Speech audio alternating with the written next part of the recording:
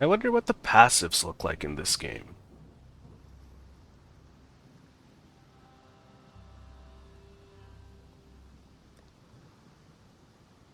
Nope. I wonder what kind of skills we can play with in this game. Good day. Oh, we've got some here. Oh, more over here. Oh, there's another tab here, and... Man, that's a lot of skills. Yeah, I don't know what to play. Oh yeah, just beat the campaign. Let's go check what the endgame's about. Hmm... Hmm...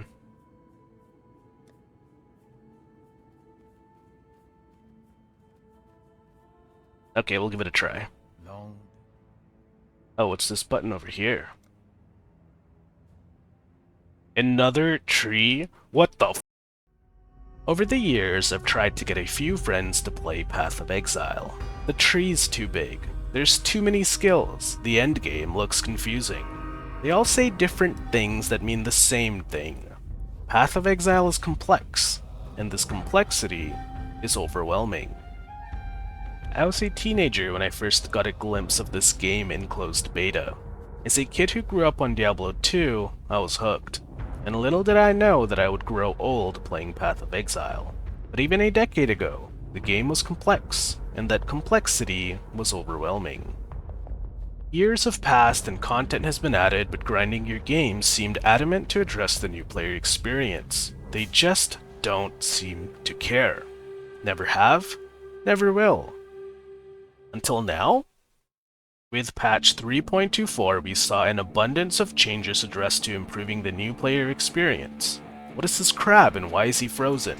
What's this mysterious monolith doing here? And what's with the ominous altars in this forest? The game is still complex, the game is still overwhelming, but now, the devs are investing time and resources to deliver this complex cookie in bite-sized portions. If you're a new player itching to try the game, if you're someone who gave it a chance but quit because you felt overwhelmed, or if you're a veteran player that's just bored out of your mind and is thirsting for some PoE content, then this series is for you. Cue the intro.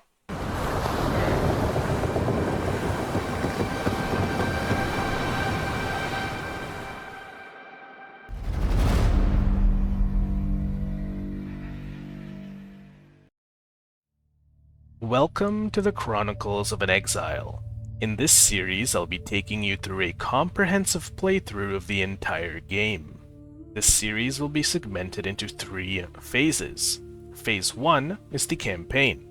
I'll take you through all 10 acts, show you where to spend your passive skill points, and advise you on the basics of gear progression. The character and archetype I will be playing is the Marauder Boneshatter Juggernaut. Marauder is the class, Boneshatter is the skill, and Juggernaut is the class specialization. Phase 2 is the Atlas.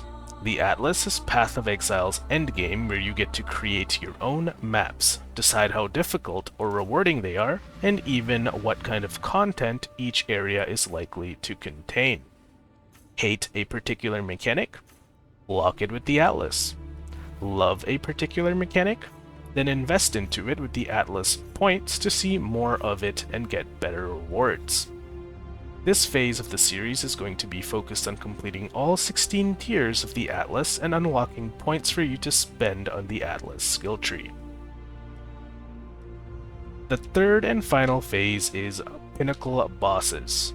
Progression of the Atlas culminates with you fighting 4 different bosses. These bosses are the Eater of Worlds, the Searing Exarch, the Maven, and Uber Elder.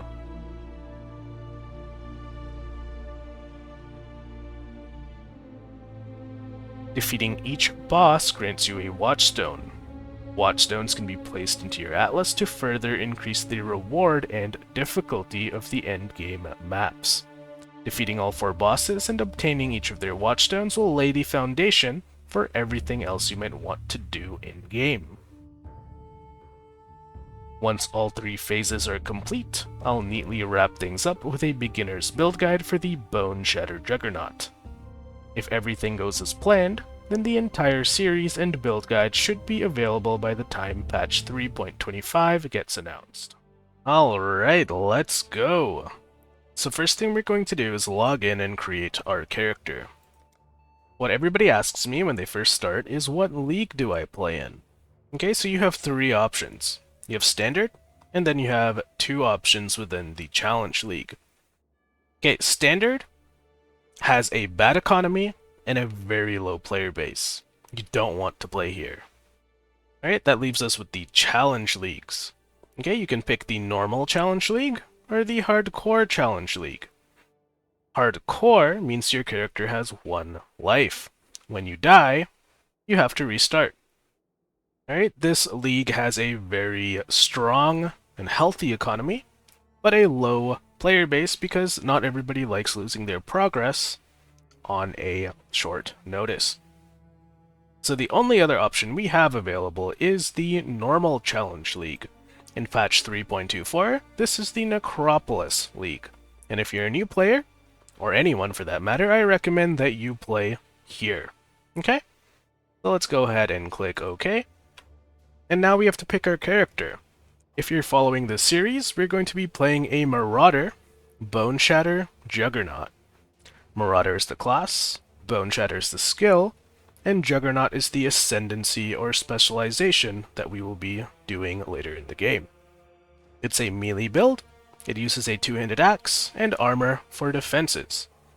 Alright, although it's called a Juggernaut, it is by no means slow. So let's go ahead and pick Tall, Dark, and Handsome over here. Give him a good name.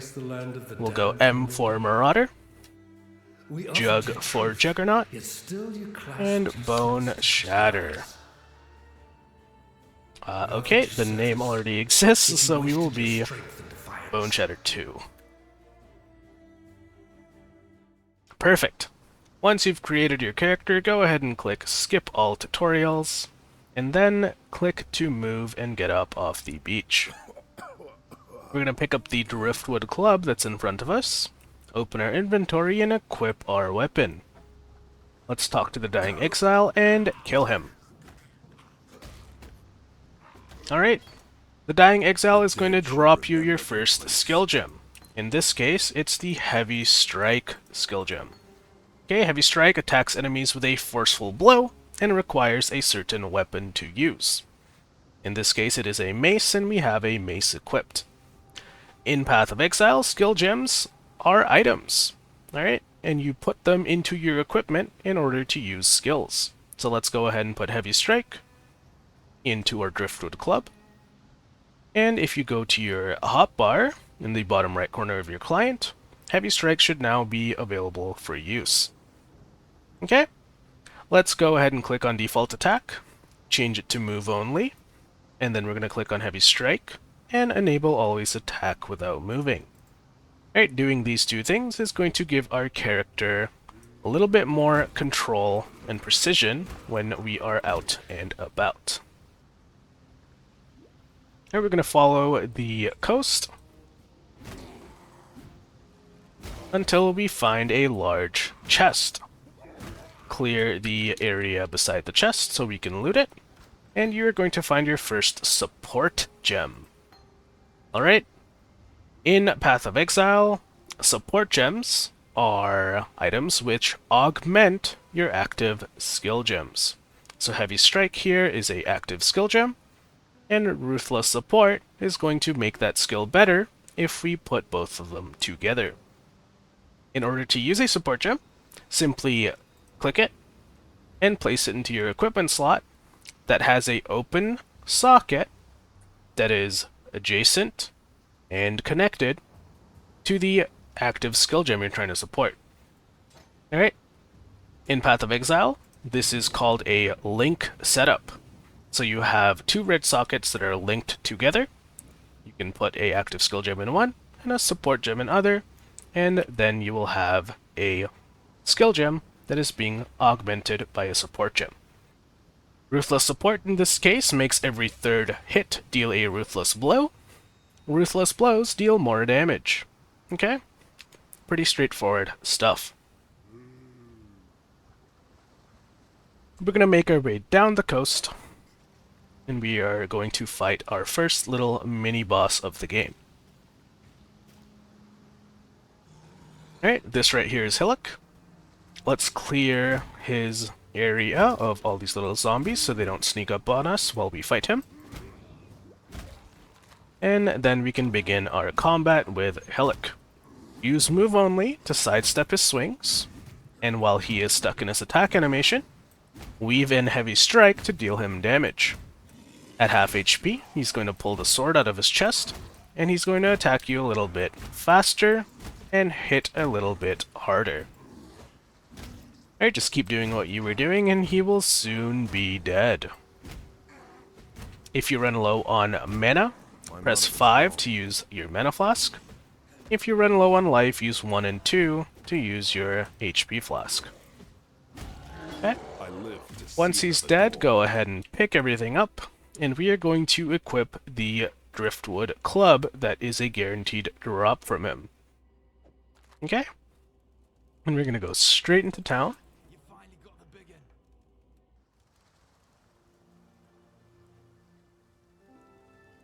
And we're going to talk to every single NPC here. Okay, so talk to Nessa, talk to Bestel, and lastly, talk to Tarkley. For killing Hillock, he's going to give us a quest reward. Alright, this reward is a skill gem, and I want you to take the Ground Slam skill gem. Okay, remove Heavy Strike from your Driftwood Club, and replace it with Ground Slam instead. Alright, Ground Slam is now our new bread and butter ability, until we get to level 12. The reason we swapped into Ground Slam is because it gives us an area of effect ability that's much better suited for clearing the campaign than a single target skill like Heavy Strike. Greetings. Alright, you can sell everything else that's in your inventory. And then we are going to talk to Tarkley and look at his selection of boots. Alright, if these boots have movement speed on them, go ahead and buy them. None of them in my vendor do, so we're just going to move on to the next thing. Yes? Alright, if you have any Scroll of Wisdoms left, talk to Nessa and buy yourself a Coral Ring. Alright, this is going to give us some extra life, so we don't pop Goodbye. when we do the campaign. Once it's done, open up your passive skill tree. We're going to spend our first skill point on life and armor. Okay? Once that's done, let's go into the coast. And here our objective is to get to the end of the map and find the waypoint. Dying Moriathans. Okay, I'm going to try and have the map disabled whenever possible, just so it doesn't obstruct the view. But when you're playing the game, I recommend that you have the map open so you know where you're going. Right? Or at the very least, have it in the corner up here like I do.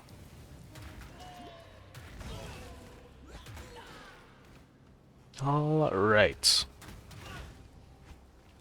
So when using Ground Slam, simply group all of these enemies up, round them up in a circle, and then hit them with the Ground Slam. It should kill most of them. Alright, when it comes to picking up items, we are trying to pick up everything that we find right now. Alright, for the first few levels of the game, we're either going to be using things we find off the floor, or selling them to the vendor to give us some currency that we can buy items with. Right? So pick everything up.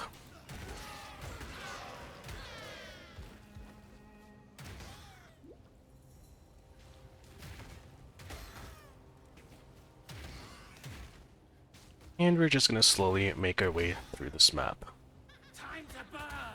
Okay, it looks like I found a unique monster here. This is Fire Fury. She casts Firestorm, don't stand in it. And well, let's get her into somewhere more open.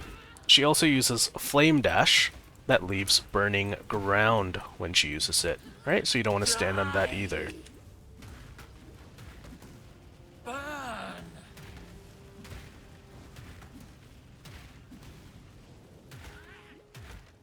Alright, so I'm just kiting around her abilities. She spawned in a really awkward position, so I'm trying to like not run into obstacles while I fight her. But once she is dead, let's go ahead and pick up all the loot. Alright. Quick thing, if you find a rare item, identify it and use it. You don't even need to look at the stats on it, right? Early on in the game, any stats will be useful to us. Right, later on we can pick and choose which stats that we want and which items to use and prioritize instead of other ones. But right now, right, an item is better than no item, and some modifiers are better than no modifiers. Right, pretty simple.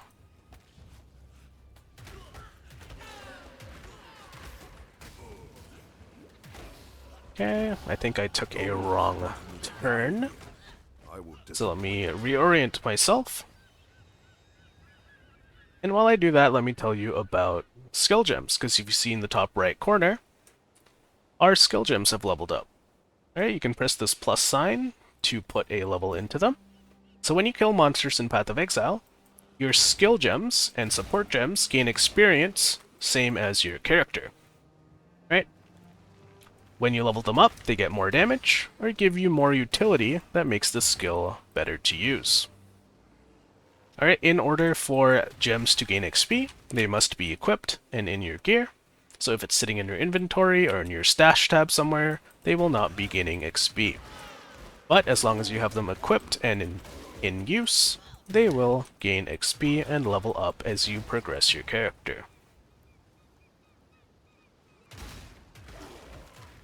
Okay, so we are now at the waypoint. Let's click on it. This is Path of Exile's checkpoint system. Alright, you can use the waypoint to get back to town. And go back to where you were before as well. So let's go ahead and sell all of the stuff that we're not going to use. Right. Your inventory might look different than mine. If you have any armor pieces that have red or green sockets, equip them instead of vendoring them. That's because sockets are important. They let us use more skills and use more supports for the skills that we have. Alright, in my inventory is an item that has one blue socket, one green socket, and one red socket. Alright, this is called a chromatic recipe. Vendoring this will give you a chromatic orb. And a chromatic orb will let you reforge the color of sockets on an item. Alright, these are pretty hard to find early on, so hold on to them. Don't be using them willy-nilly, because we're going to need them when we are using it on gear that's actually worth using it on. Okay, once that's done, let's open up our passive skill tree. If you are level 3, go ahead and put your next point into life and armor. Alright, and let's also check to see if Turkley has movement speed boots. He does not. Farewell. So let's take the waypoint back to the coast and continue with the campaign. Alright, we're going to do our first side quest, which is the Tidal Island over here. And also, since this is patch 3.24, this is the Necropolis League mechanic. Alright, every map is going to have a Lantern of Armor on it. Click on it, and it'll show you the different mobs that are inside the map. Some of these mobs will have modifiers, and some of these modifiers are bad. Right? Take the bad ones and put it on the low frequency or density monsters. That way you don't have to deal with it as often. Alright, there's also good modifiers that gives you more loot. Take those and put it on high frequency monsters, or high density monsters. Alright, very simple to navigate early on. Once you're in the Tidal Island, the quest we are on is called a Mercy Mission. Right, here we are looking for a monster called Hailrake. And you know you will have found him when the soil, or the sand, starts to turn blue. Okay.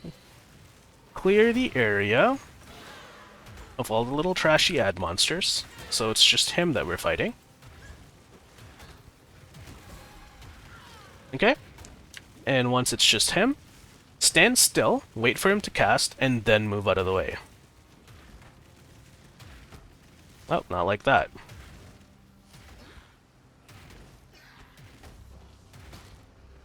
And the reason for this is because his casting animation is super long, and he also tracks your movement.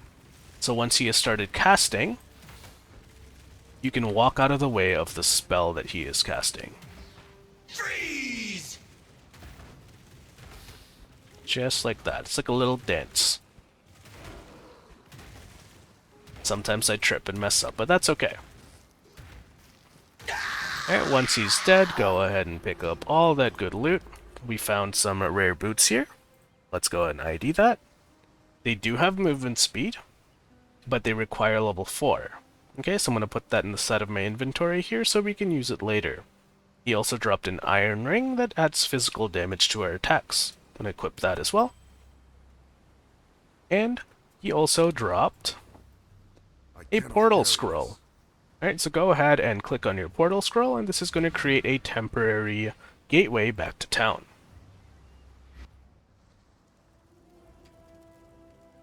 Alright, let's talk to Nessa to turn in the Mercy Mission quest. She's going to give us some flasks. We're going to take the Quicksilver one. And this is also going to require level 4. She's also going to give us a support gem, so go ahead and take the Chance to Bleed support. Okay?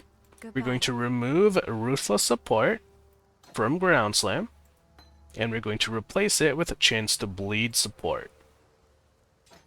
Okay? And Chance to Bleed very simply gives us added physical damage with weapons, and gives our skill a chance to cause bleeding. Okay? It's going to give us more damage than Ruthless early on.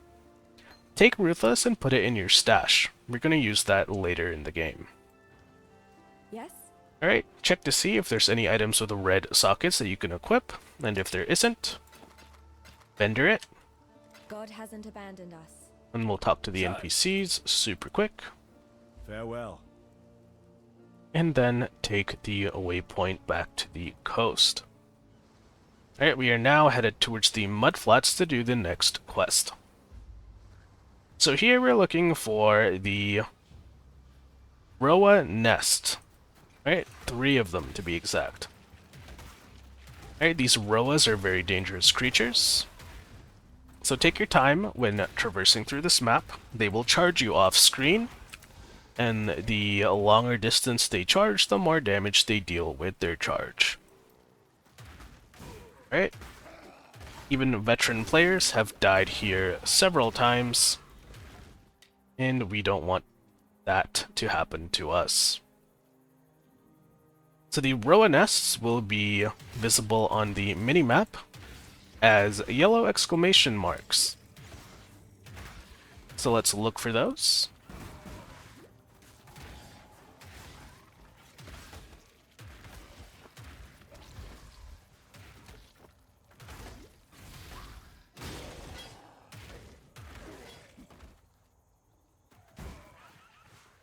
And before you click the Roa nest, make sure to kill all the Roas near it, because if you click on it prematurely, the Roas will enrage, and they will most likely kill you. Okay, so once the Roas are dead, open the nest. Here I found a Coral Amulet, and I equip that since it's better than having no amulet right now. Alright, we're gonna look for the other yellow exclamation marks.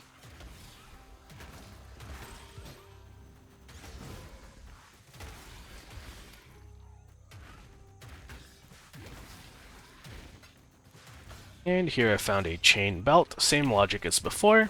We have no belt, so we might as well equip one. And while we're doing that, let's put on these iron gauntlets, this iron hat, and since we're level 4, let's put on these boots and the Quicksilver Flask. Okay?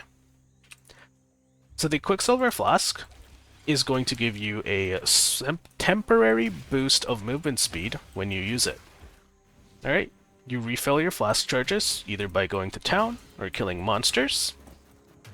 So as you kill monsters, you should get some flask charges, and when you're trying to get from point A to point B, use the Quicksilver Flask to give you a small movement speed boost. Get in the habit of doing that because it's going to make our journey through the campaign a little bit more efficient. Alright, here's the next Roa nest.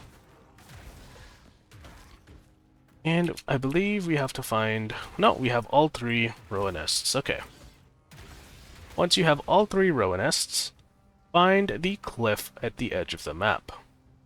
I'm just going to level up my gems. Once you found the cliff, hug the wall until you find a gap in the cliff. Is to live in Raycrest.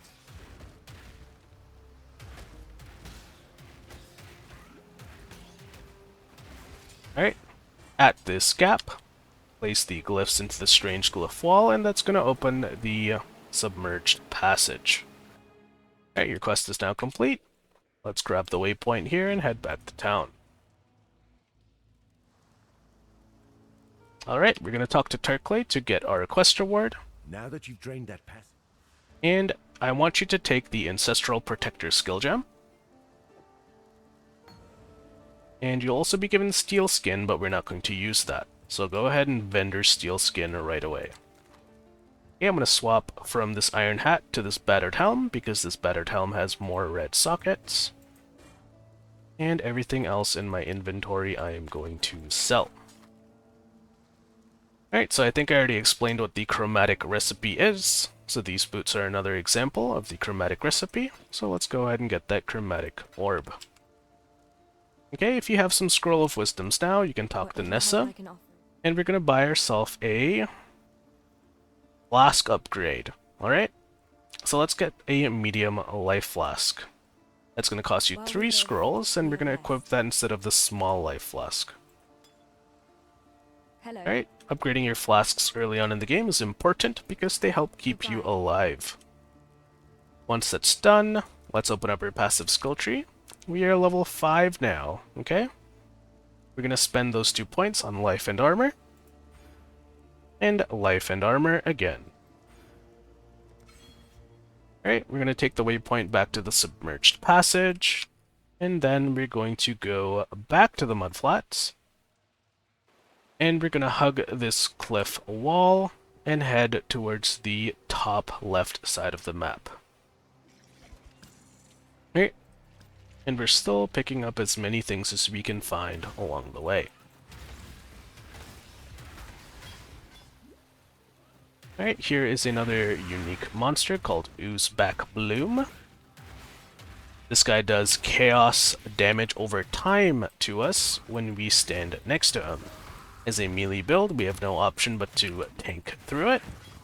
But otherwise, he is a pretty nothing monster. Right? It's like a loot pinata, if you want to call it that. Alright, let's hug this wall until we get to the next map, which is the Fetid Pool. Go ahead and enter the Fetid Pool. And here our objective is to kill every single monster in this map. Alright?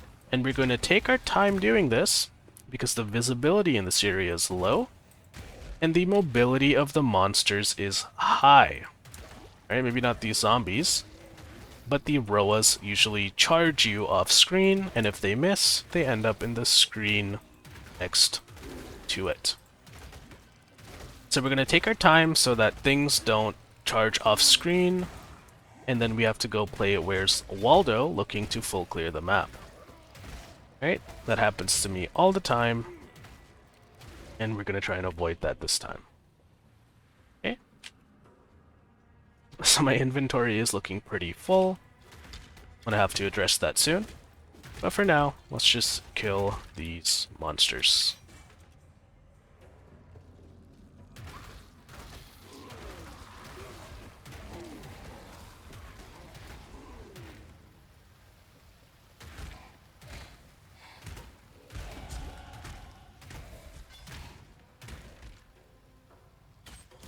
Alright, now would be a good time to slot in that skill that we just got.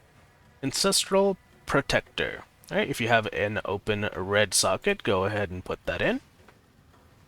And we're going to put it into our hotbar and click Always Attack Without Moving. What Ancestral Protector does is it summons a totem. Okay, I'm going to do it right here. Alright, so it puts a little totem up. And this totem is going to have your weapons equipped. And it's going to start attacking any monsters that come within range of it. The totem cannot move. If you want to reposition it, you have to resummon it. But while it is up, it'll smack some monsters and do a little bit of damage. Early on, this damage is quite good. Later on in the game, the damage falls off. But we're still going to use it because the totem gives us 10% more attack speed while it is active. Alright, so it becomes kind of like a supportive buff type item, or skill gem, sorry. Okay?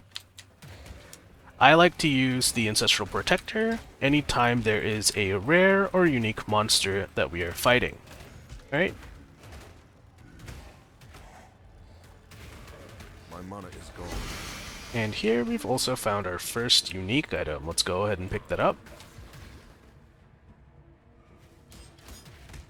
And when we get to town, I will identify it, and we will do with it what we will. But for now, let's keep clearing this map.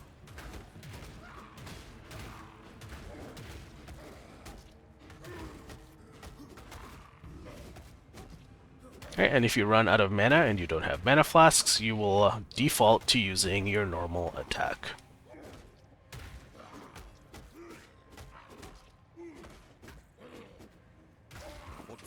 Okay, pick up these items here as well. Alright, so you can see that my inventory is full, and that I am juggling, or playing a little Tetris, replacing normal items with magic or rare. And the reason for that is because magic and rare items vendor for more shards. Alright.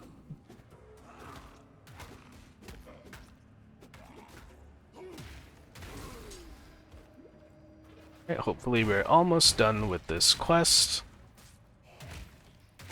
And one more monster. And we're all done. When the quest is complete, the fog in the area will clear up. Then you can take a portal scroll back to town. And before we hand in the quest, I actually want to clear my inventory. So let's talk to Nessa and sell items. Okay.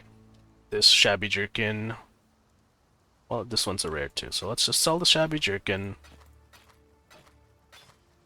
Keep the hat. And we'll keep the boots, gloves, and all that. Okay? So here we have some rare items. Let's ID them. And we're simply going to equip them over the normal items we have here. Okay, remember what I said earlier. An item is better than no item, and some mods are better than no mods. So we don't even need to look at what these items do, just we know that they are better than these items that have no modifiers at all. Okay? And later on in the game, we will be more selective on what kind of modifiers we want to equip. So here is our first unique item. Right? This is not a very good one. Let's ID it.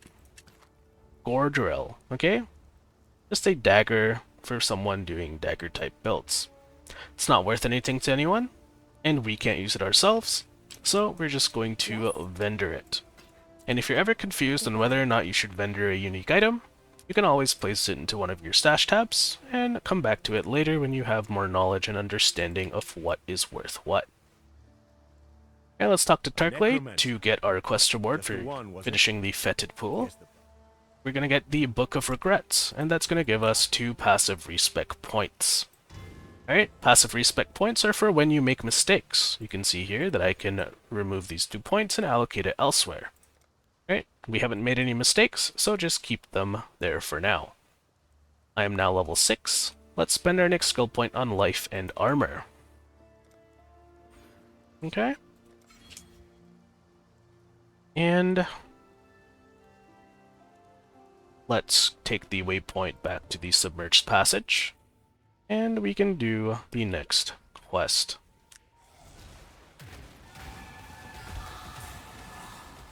Okay, here's a unique monster called the Brood Princess. She summons some adds and uses ice attacks. Alright, still not a problem. It's a little bit spongy, but nothing deadly or anything for us to worry about. Alright, let's go ahead and pick up some of that loot. So in the submerged passage, we are looking for a side area, and that side area is called the Flooded Depths. Here we have a quest called the Dweller of the Deep, and we are going to want to do that because it gives us a skill point for finishing the quest. So let's go ahead and look for the Dweller of the Deep.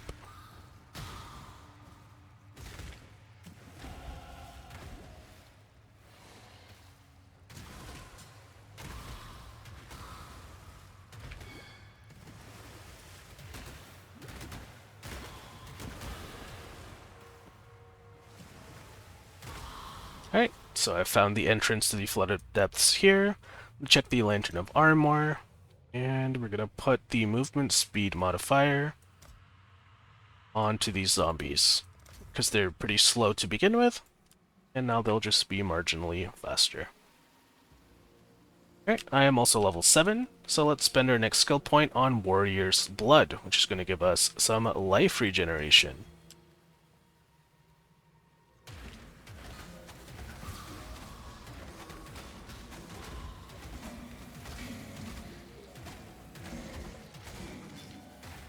Okay, our goal here is to get to the end of the map and kill the Dweller of the Deep.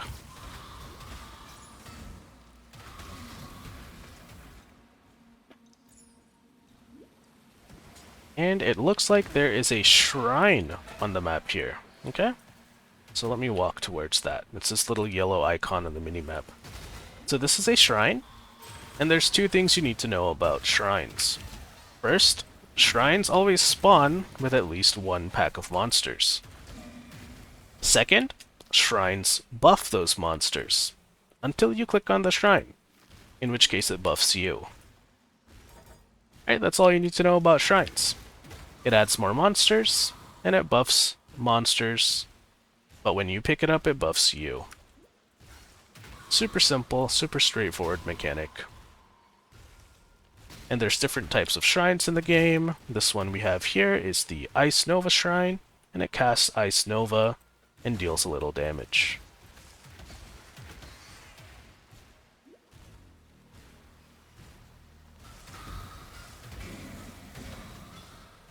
Alright, so here is a chest plate that we just found, and it has 3 red sockets with 3 links.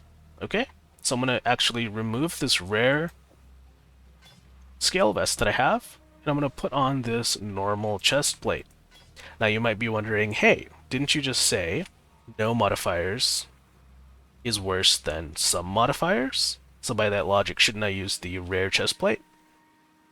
Well, yes and no. The rare chest plate has garbage sockets that we aren't going to use on this character, right? We don't use any green skills right now, or any blue skills, and even if we did, this is only a 2-link. Whereas this chest plate has 3 red sockets, which we use, all of which are linked. Alright, so let's go ahead and move Ground Slam into the 3-link setup, and when we find a 3rd support gem, we will have augmented Ground Slam and made it a better skill. So that is the reason why I'm using that normal chest plate instead of the rare one we had before. Okay? So sockets in the early game definitely take a priority. The more sockets you have, the more skills you can use. And the more links those sockets have, the more support gems you can add onto those skills. Alright, here's the Dweller of the Deep, and he is imprisoned by an essence. Alright? Click on it 3 times, and you will release the mob. And if you beat the fight successfully, you will get the essence that was imprisoning that monster. In this case, it's a Whispering Essence of Contempt. Alright, and I will explain to you what that does once we beat this crab to a pulp. Alright, fun fact about Ground Slam. The closer you stand to the monster, the more damage it does. So get nice and close and personal, so you deal more damage to them with your slam attack.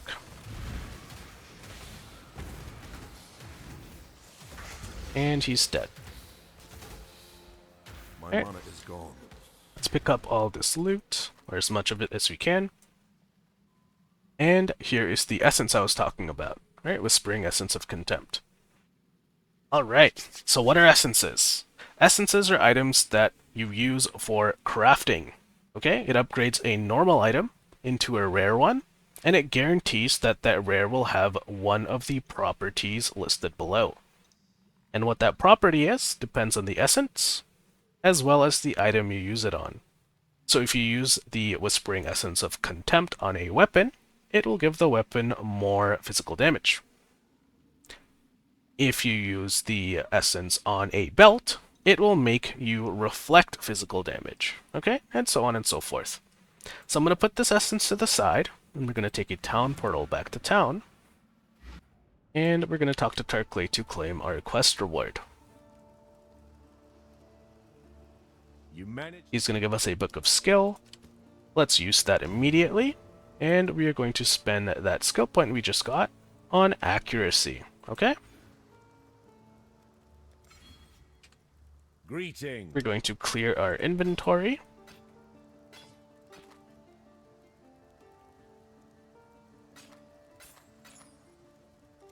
We're going to identify this large life flask we found and put that on. And we're also going to talk to Tarkley and look for a two-handed weapon. Alright, so this Jade Chopper would be good. Well, okay, the Jade Chopper is the only thing being offered in the vendor here, so let's go ahead and buy it. Okay, we can use that at level 9. We're level 7, so in 2 levels we can use this. Okay, so to demonstrate what the essence does, I'm going to use the Whispering Essence of Contempt onto this normal Jade Chopper. Right, and it should add 2 to 4 or 5 physical damage on the weapon.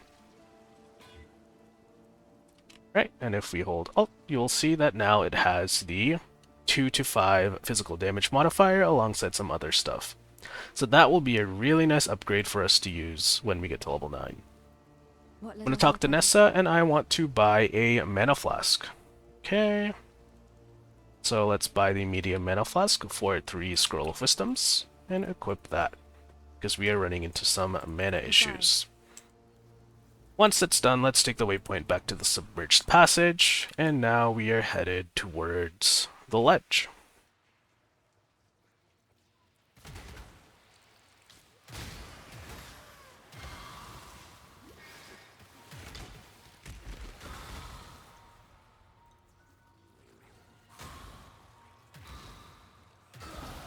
Alright, we are now level 8. And I will put the passive skill point in when I get to the next area. Right, that way there's a little bit of quiet time. Right now I'm just fighting for my life, trying not to die to these monsters. Oh, okay, we got a rustic sash here. Right, this chain belt that we had before.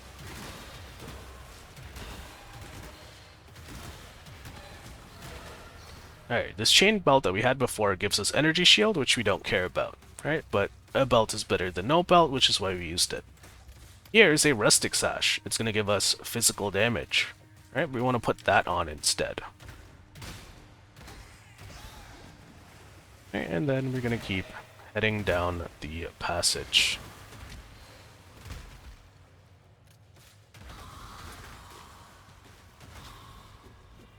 Alright, and there's the entrance to the ledge. And you can see here that sometimes I don't really bother checking the lantern. And that's because it usually doesn't matter. Alright, you can optimize your gameplay, put the rewarding stuff on the higher density monsters and the dangerous stuff on the lower density monsters. But that's up to you. That's not a choice that I really want to make right now, right? It's added work. I'd rather just let RNGesus take the wheel. Later on in the end game, though, you will want to take the effort to do that, because the rewards can be really good. Right? But in the campaign, it is what it is. Sometimes you get some cool stuff. Usually it's just a bunch of crap.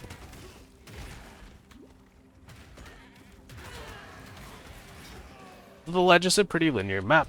You're just walking from point A to point B, and halfway through you will find a waypoint, which we can use and go to town if you want to clear our inventory. Alright, so let's go ahead and do that.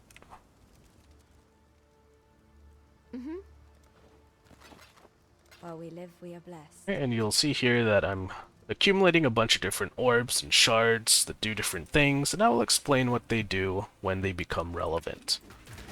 But for now, just keep hoarding them up. Try not to use them, because as you can tell, they take a while to accumulate.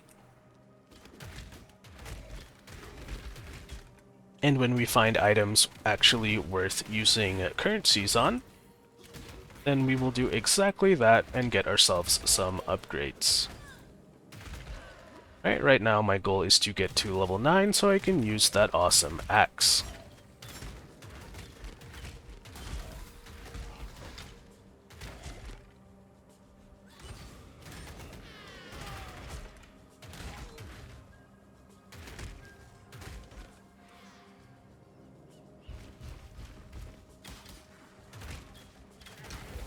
Okay, and we are now level 9. Alright, so I'm going to unequip these driftwood clubs, and I'm going to put on this jade chopper. Alright, so this is our two-handed axe. And we should have gotten a considerable damage upgrade. Oh yeah, that feels good. Now I'm one-shotting most of these monsters.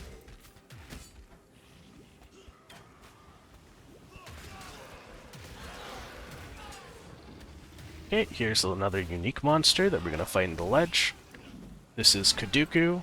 Kaduku uses lightning abilities. Don't stand on them.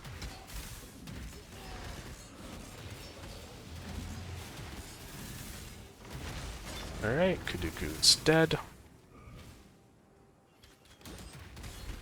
And when we get to the next area, I will use some of those passive skill points that we've accumulated along the way. Right, normally I'd use them right when I get it, but that's a little bit disruptive to gameplay, so I'm going to do it in between the maps. Hopefully that keeps things a little bit more organized. Alright, here we have another shrine. This one is a brutal shrine that does knockback. Alright, so while you have this shrine, all your hits will knock back enemies.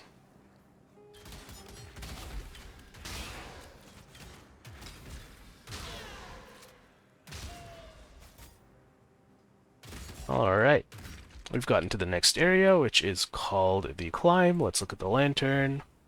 Okay, so this is an example of a rewarding haunted modifier, right? It's called Devoted in particular. Final pack spawns the Nameless Seer on death. Alright, let's go ahead and click Enter. And before we move forward, we're going to put our skill points in. So you're going to take Versatility, which is going to give us accuracy, move speed, and some stats. And then you're going to take Life, which is going to give us life. Okay, and since we have the Nameless Seer Devoted modifier on this map, we're going to kill every monster in this map, because the condition on spawning the Nameless Seer is that you kill all the monsters of that variety. Alright, and what the Nameless Seer is he's an NPC that is going to let you pick a unique item. Alright? So whenever you spawn him, you get a guaranteed unique item of your choice from a vendor screen. Alright, early on it's pretty mediocre, but in the end game you might find some of the best uniques just by happenstance from the Lucky Seer. Or the Nameless Seer. But you will be lucky if you find him. Alright, there's the waypoint.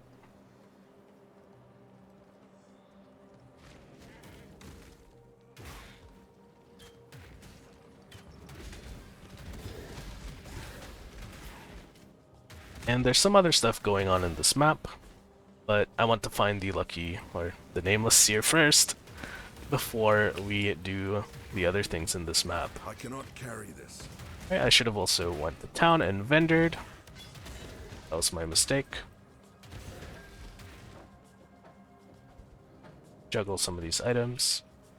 And let's go to the waypoint super quick, just to get rid of this inventory. Alright, here is another brutal shrine, I believe. And you can see it's buffing the enemies and making them knock me back, which is kind of annoying.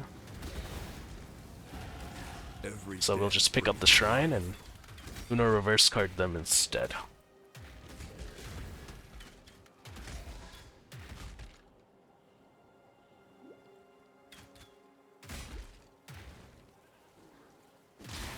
Okay, so here's the waypoint.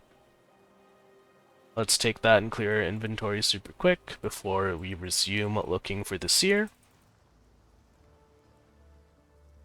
Hello. While we live, we are blessed.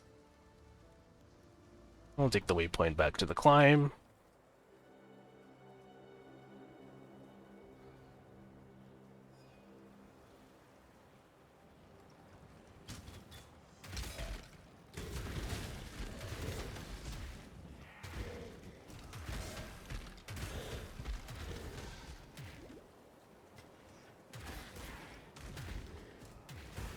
Okay, we're almost at the end of the map. And fun fact, if you're ever curious how much monsters are remaining in the map, you can type /remaining, and it will tell you exactly how many monsters remain. Okay, in this case, there's 31.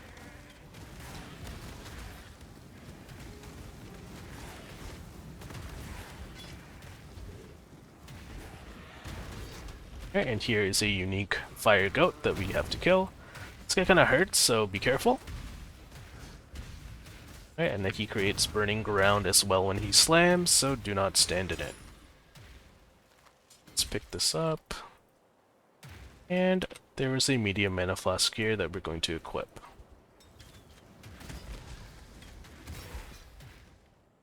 Alright, we're almost at the end of the map.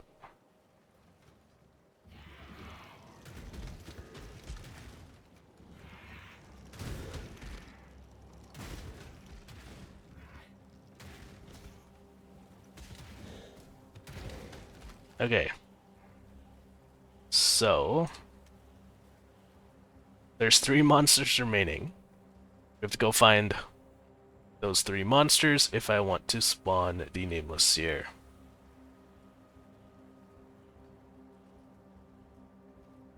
So the hunt begins.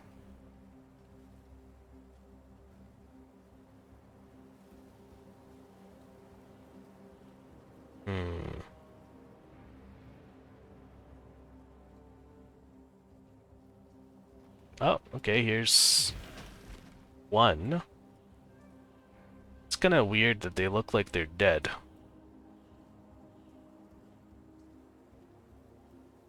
It's gonna make this a little bit more difficult.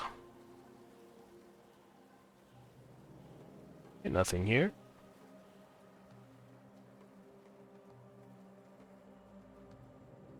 Here.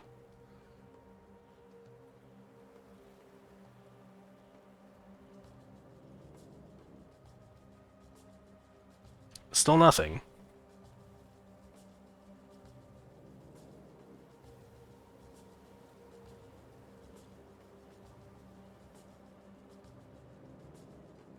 Okay, this should be it. And there it is.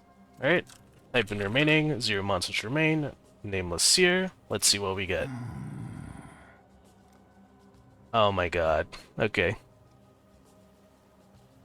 So we have a sword that we're not going to use, even though it's kind of cracked. This is a good sword for leveling, but we're an axe build, so we're going to keep using our axe. And we have Arukutiki, an amulet. Alright. I mean, it's better than the coral amulet I have here, so might as well get that. Toss it on. Okay. Yeah, that wasn't really worth our time, but you never know when you might get lucky, so always look for the Nameless Seer if you have him in your map. Alright, the last thing I want to do in this map is there is a Timeless Monolith. Alright, this is a breadcrumb introduction to the Legion mechanic that you'll see later on in the game. Click on the Timeless Monolith, and it's going to summon a bunch of invisible mobs. Okay? Look for the ones with the symbols on their head, and deal some damage to them. Right? There is a timer in the top center of the screen, so that's how long you have to look for these monsters. Alright?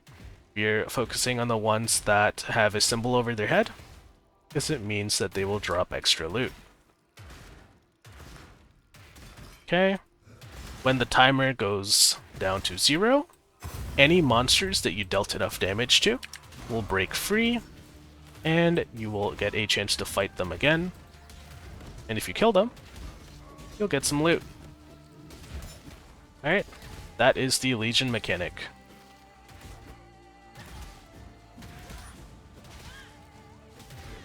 So we killed that guy, he dropped some loot, and now we just need to kill this dude. Alright, you see we got a bunch of loot from him, which is perfect. I don't really know if any of this is stuff I can use, but I will load up my inventory all the same. Alright, there is a rare coral ring here, so let's swap that out for the normal one I had before. Alright, and once again, I'm not looking at the modifiers on the ring, because some modifiers are better than no modifiers, right? And as we progress through the game, I will tell you what modifiers to look out for, where we can pick and choose the things that actually make our build better, instead of random stuff. Alright, now we're in the lower prison, and our inventory is looking awful everything, so let's take the waypoint back to town. And we're going to talk to Nessa, who's going to give us a support gem. I want you to take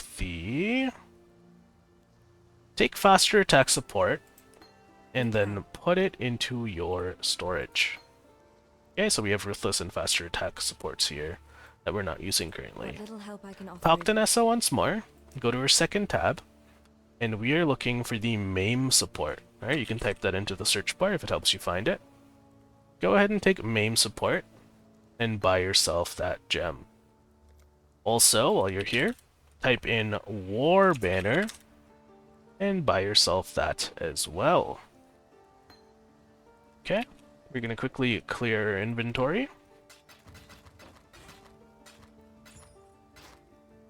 Okay, and we're going to take MAME support, and we're going to put that into the 3-link setup that Ground Slam is in. Okay, so now I have Ground Slam connected to Chance to Bleed, connected to MAME support. And what MAME support does is it makes us do more physical damage.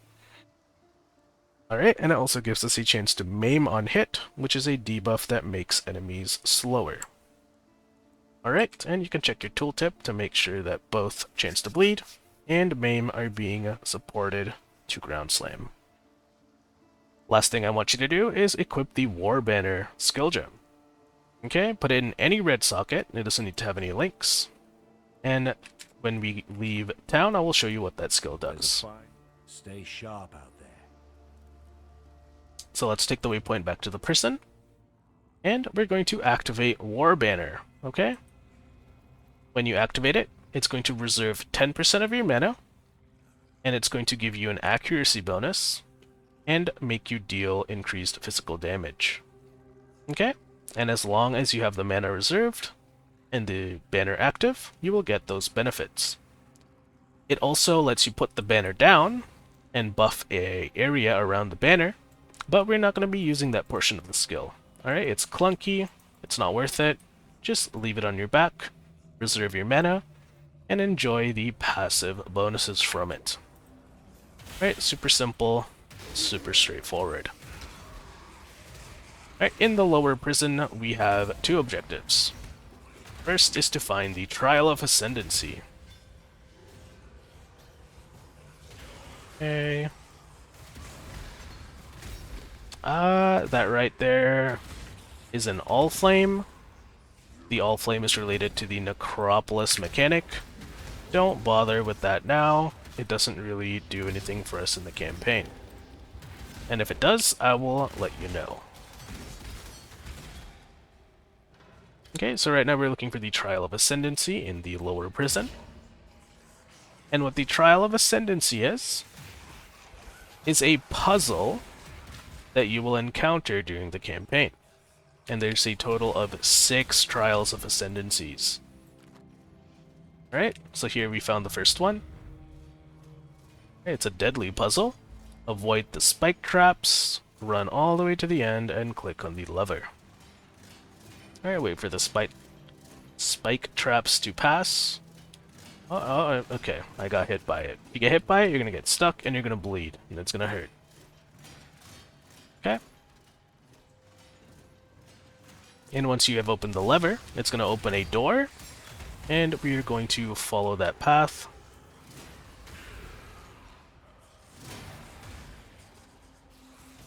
All the way to the end of this area.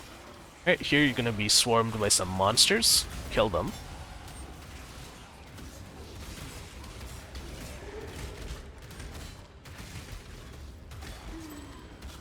And you will find the Trial of Ascendancy plaque. Okay, go ahead and click on it. Belief is the strongest. Click on it again, metal of and them you will all. see that there are a total of 6 plaques for you to find. Alright, each plaque is located in a different area, sometimes in a different act. Once you have found all 6 plaques, you will get access to the Labyrinth in Act 3, and the Labyrinth is where we pick our specialization. That's where we go from becoming the Marauder to the Juggernaut.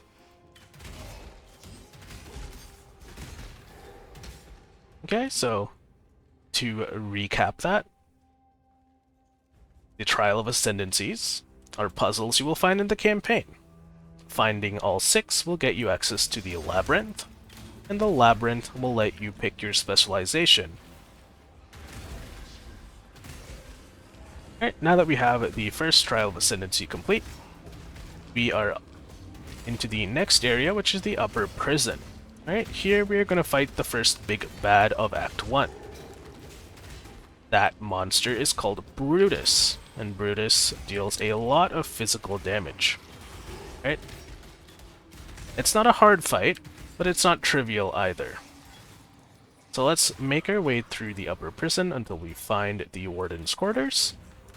And there, we will make sure to do a little bit of prep before we fight him.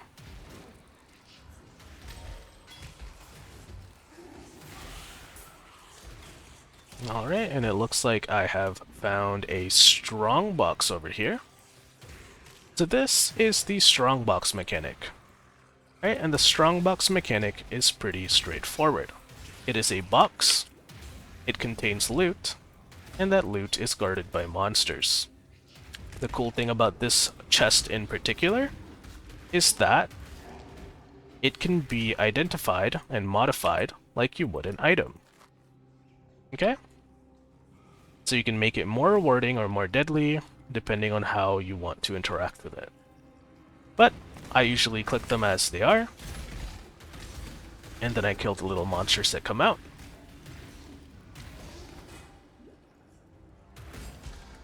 And once you kill all the monsters, you're going to get all the loot from the chest. Okay? Another very easy mechanic. So by now, we've been introduced to 3 mechanics. First was Essence, right? They imprison rare monsters and we use essences to craft. Second was Shrines. They add monsters and buffs into the map. And the third is Strongboxes, which contains loot and monsters as well. And you can roll them using currency like you would an item.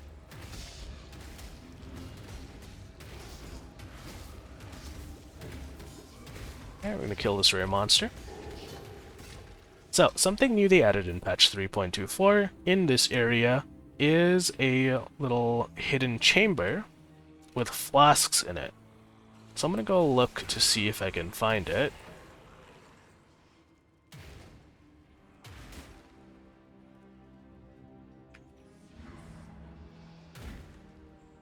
because it would be nice to get those extra flasks before we fight Brutus. And if we can't find it, then that's okay too.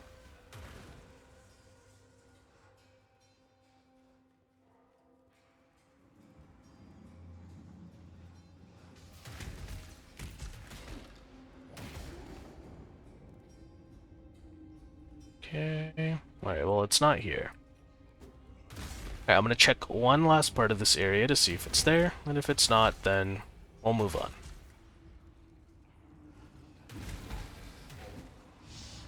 Okay, it's not here.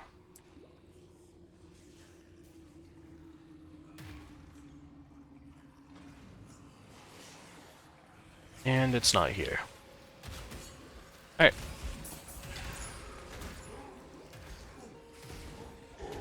That is a little unfortunate, but I'm not complaining.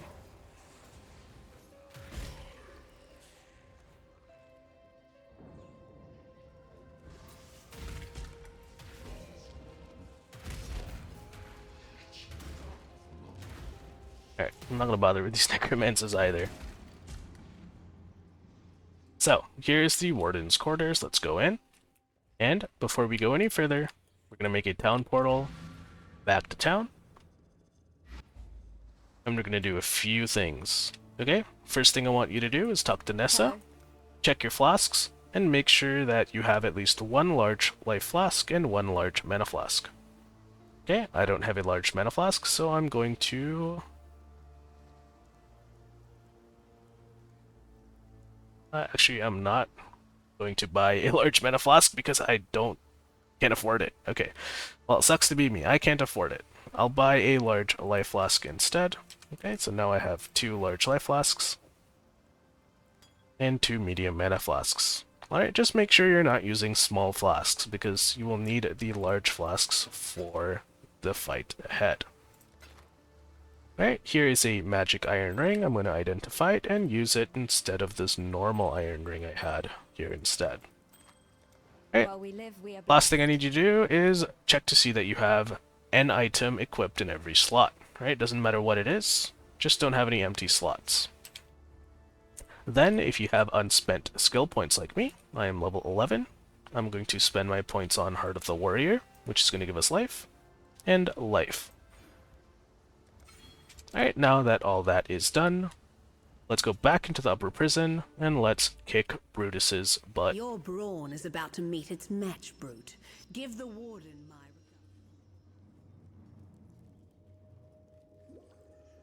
Alright, I'm gonna walk around this platform.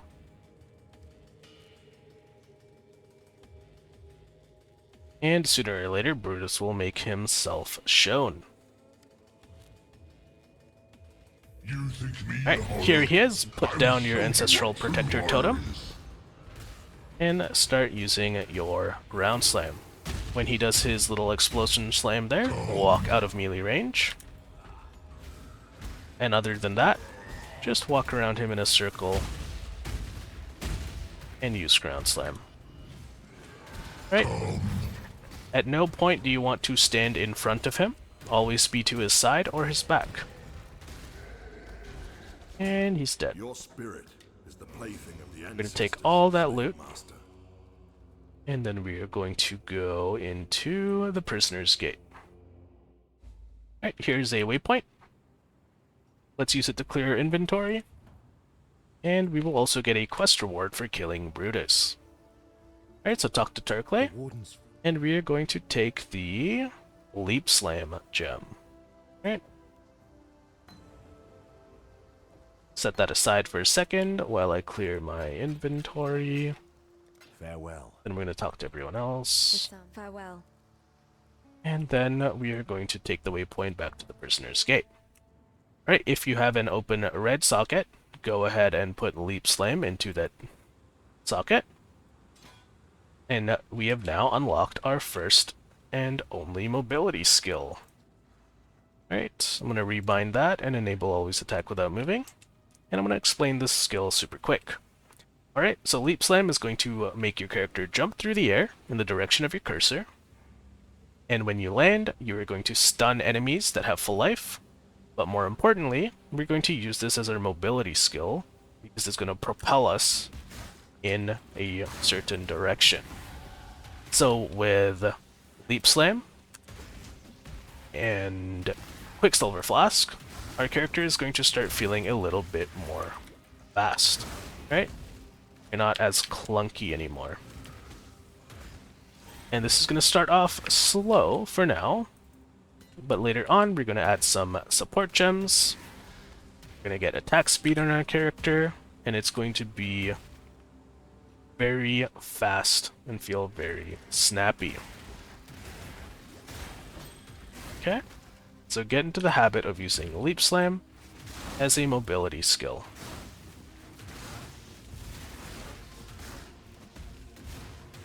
And the cool thing about Leap Slam is you can jump over gaps and you can jump up and down elevations. Right, so you don't have to walk around cliffs and stuff.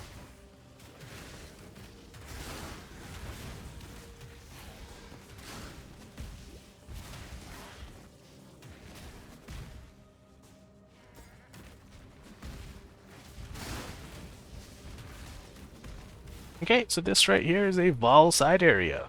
Hey, this is optional and it's random. You may or may not have seen it, or I saw it.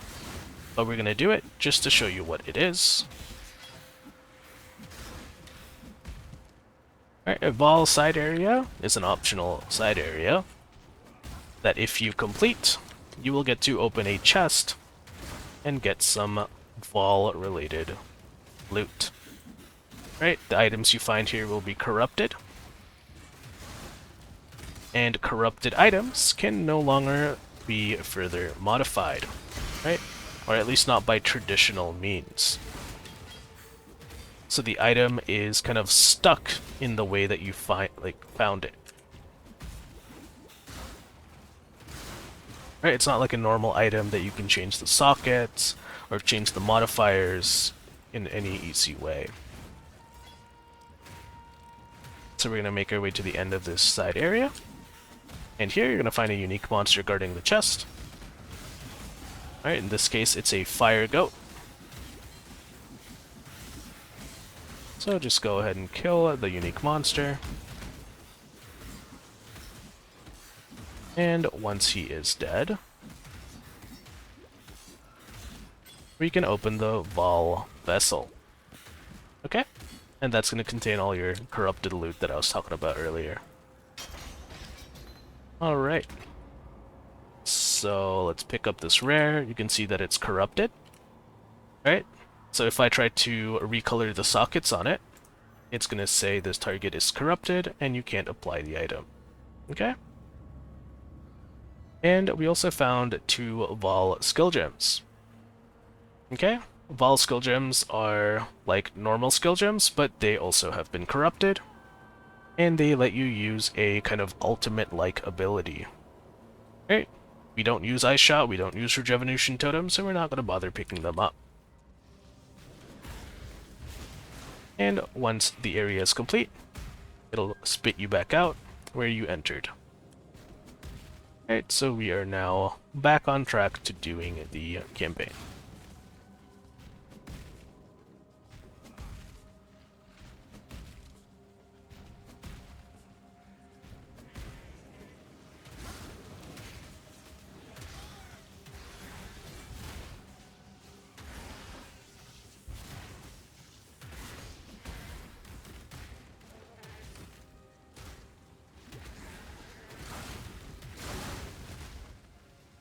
I wonder if I took a wrong turn, because this looks like this looks like the area I came from. Okay. I'm gonna backtrack a little because I went back to the area I came from.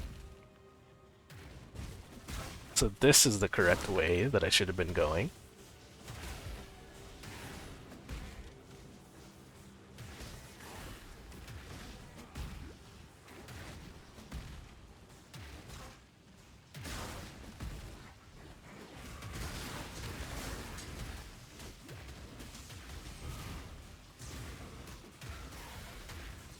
Okay, here's another chromatic short bow. So I guess something I forgot to mention is that the game's default loot filter is going to highlight some items for you.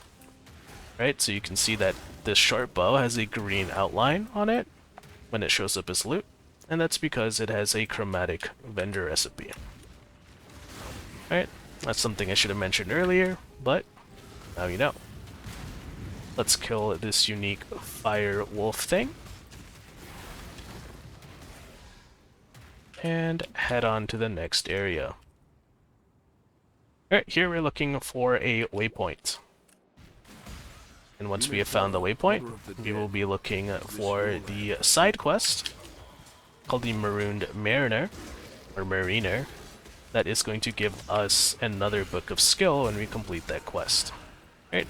And it's super important that we do these quests and get those skill points, because that is how we primarily get our power during the campaign.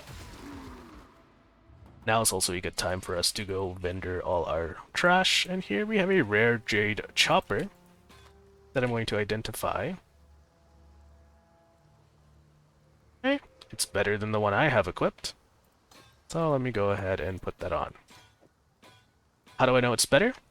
Okay, because it has more or less the same physical damage, 21 to 35 versus 22 to 35.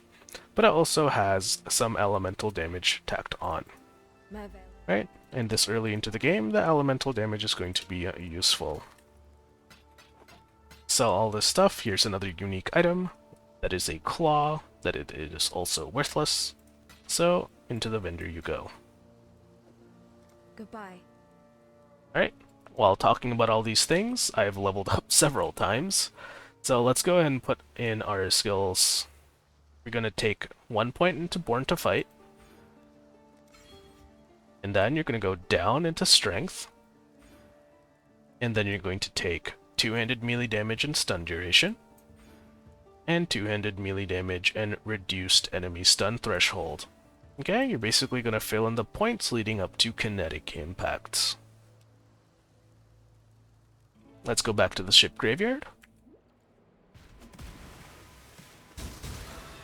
And here, looks like there's another strong box.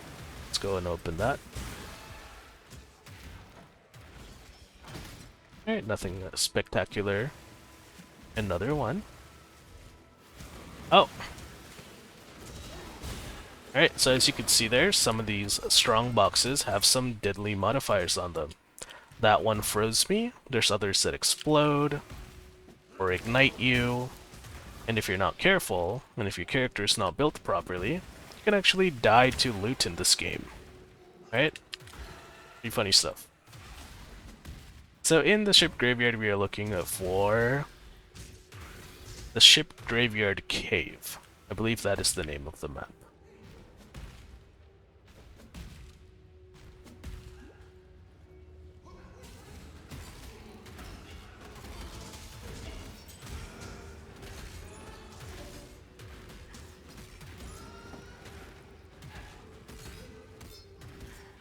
Okay. To my ancestors.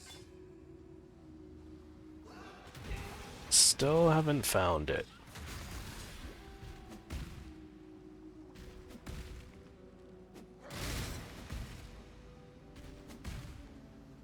Alright, well this is not the ship graveyard cave, but it is the next area that we have to be in. So let's poke our head in, activate the waypoint, and then poke our head back out. And we're going to backtrack until we find the entrance to the ship graveyard cave.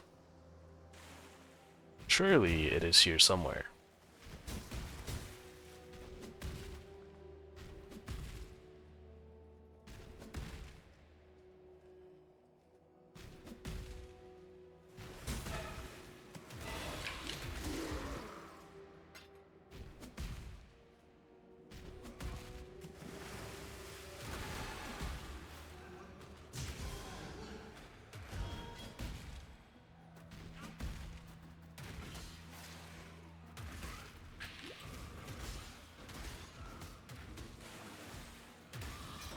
Okay, looks like we found a greater mana flask there, as well as a wood splitter.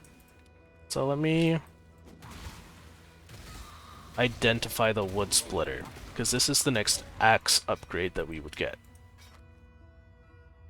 Okay.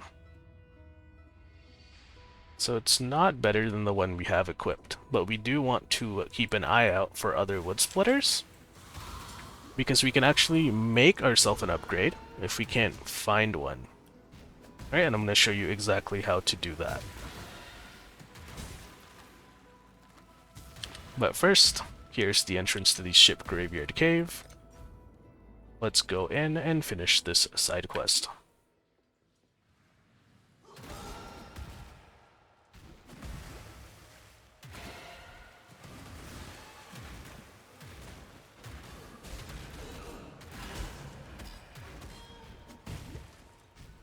Right, in this area, we're looking for the All Flame, and that All Flame will be guarded by one of these water elementals. Right, should be a yellow exclamation mark on our map when we find it.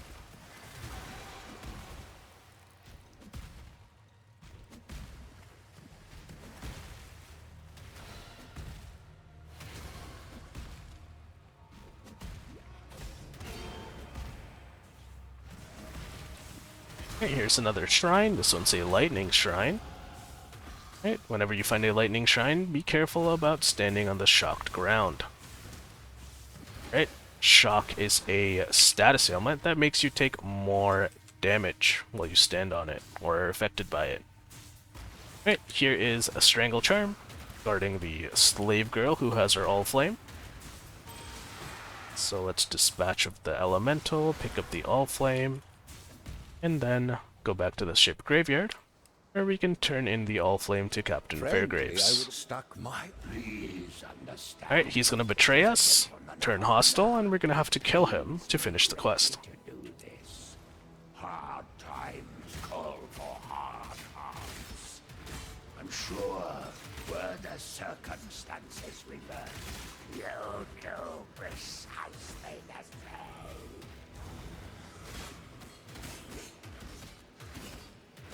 Alright, another Jade Chopper. Your death will be much celebrated. Okay. Some inventory Tetris, and now that guy is dead. Let's go back to town. Okay, and if we talk to Bestel, we're gonna get a book of skill for helping or killing Fairgraves. Right? Let's use that. We'll talk to Nessa, and for finding the Cavern of Wrath, which is the next area that we got the waypoint in, she's gonna give us a skill gem. Here, I want you to look for the Sunder skill gem. Alright, go ahead and take it. And we're going to replace Ground Slam with Sunder. Okay, so go ahead and put Sunder as your new active skill gem, and it should be linked to Change to Bleed and Maim Support. Alright, we will now get rid of Ground Slam, we won't be using that anymore. And let's ID this chopper and see if it's better than what we have.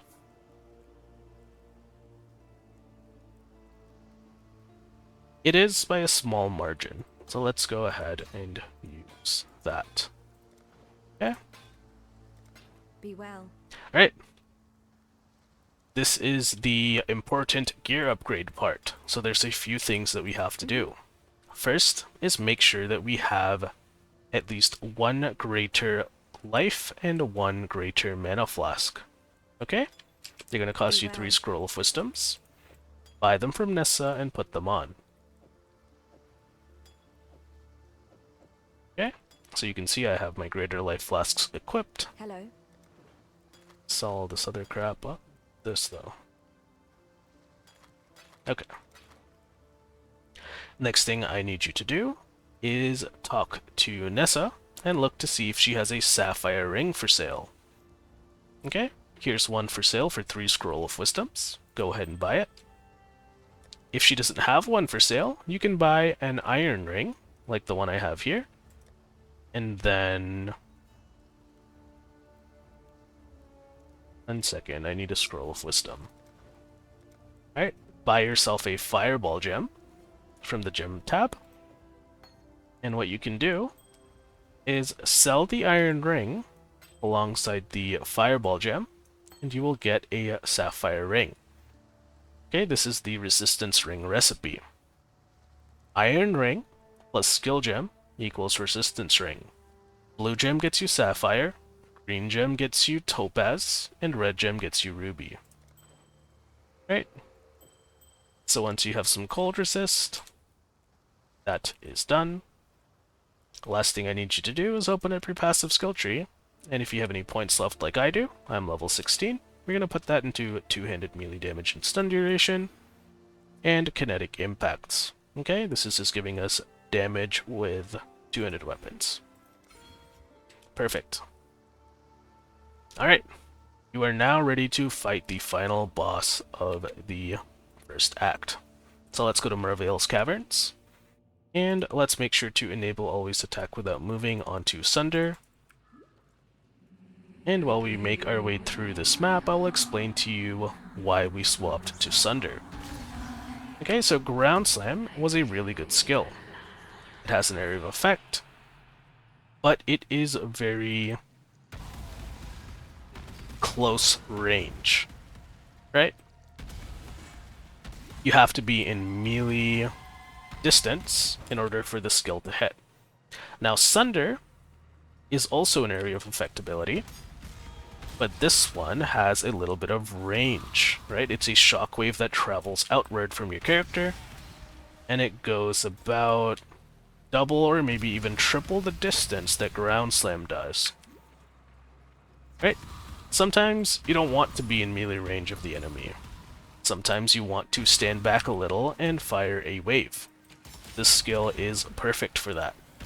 Alright, and this is the skill that we're going to use all the way until we get Boneshatter at level 28. Alright, if you're wondering why we haven't used Boneshatter yet, well, that's because we haven't unlocked it. Right? It has a level 28 level requirement, and we will unlock it at Act 3. So until then, we are using whatever skill we can that best suits our need. And right now, that is going to be Sunder. Alright, and if you're wondering why I had you buy the Sapphire Ring, that's because the final boss does cold damage. Okay, and the Sapphire Ring provides us with cold resistance. Resistance in Path of Exile gives you a % damage mitigation towards a specific type of element. So with a 30% cold resist from the Sapphire Ring, we will take 30% less damage from cold damage. Okay? Early on, your character's not going to have a lot of resistances, but as we progress through the campaign, it's going to become really important for us to get a little bit of every resistance, right? For now, we can just get cold for the cold boss fight, but later on, all the random enemies you encounter along the way will use different elements to attack you, and you'll want to make sure that you have a little bit of fire, cold, lightning, and later on even chaos resistance. Okay, so we are almost at the end of the Cavern of Anger, and I've also leveled up to 17. So let's take the passive skill point, and here we are going to get our first mastery, okay? So once you have the big node in a cluster, in this case it's kinetic impacts, you get to unlock the mastery. So we can get 1 point into two-hand mastery, so click on it, and I want you to take increased damage with hits against rare and unique enemies. Okay, click on it and then click apply points. So we now have two-hand mastery active from this cluster. Okay? And we are ready to fight Merveil. Put down your totem, and this is an example of when it helps to stay at ranged. Right? Stand out of her Ice Storm and avoid her Ice Spear.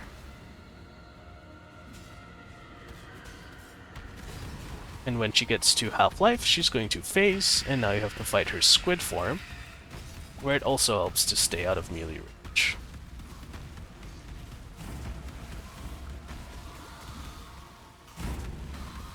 And she's dead. Your curse is over, Siren. Okay, let's pick up our loot. Mother of the dead. And that concludes Day 1 of the Chronicles of an Exile. We're going to stop right here, and tomorrow I'm going to see you for Act 2. They will run onto you and explode themselves, so let's go ahead and corrupt it and see what happens. And that will make a new instance, and here's Einhar again.